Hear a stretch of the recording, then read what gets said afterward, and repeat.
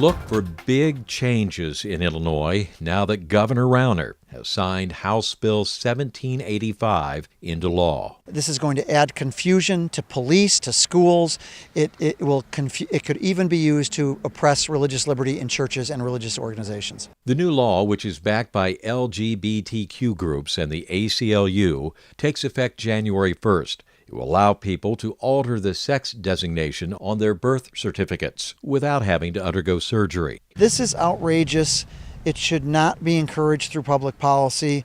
Somebody needs to say no to this radical transgender lobby. It's not going to be the media. It has to be Americans through common sense. Peter LaBarbera, the president of AmericansForTruth.com, is also predicting that with enactment of HB 1785, school sports programs and businesses in Illinois will be compelled to accommodate what he calls the government ratification of gender confusion as a civil right, and churches and faith organizations will feel the impact of the law. I think you will see some churches who will say, okay, I will bend to the law. They will not take the bold, brave course of action, which is to stay biblical.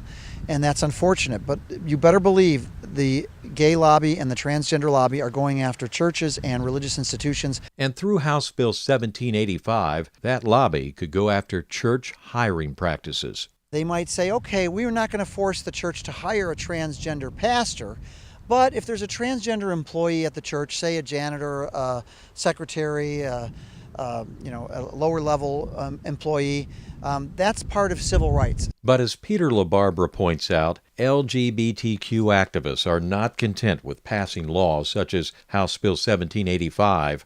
They're attacking Scripture. The church needs to wake up. We're seeing a huge movement now pushing towards so-called gay Christianity and now transgender Christianity. This is an effort to say that the Bible is not against homosexuality as a sin. Americans for Truth holds its annual banquet October 20th. Seminars the following day will explain how Christians can share the gospel with gender-confused people. Visit AmericansForTruth.com for more information. Our hearts go out to people who struggle with gender confusion, but we should not accommodate that confusion through public policy.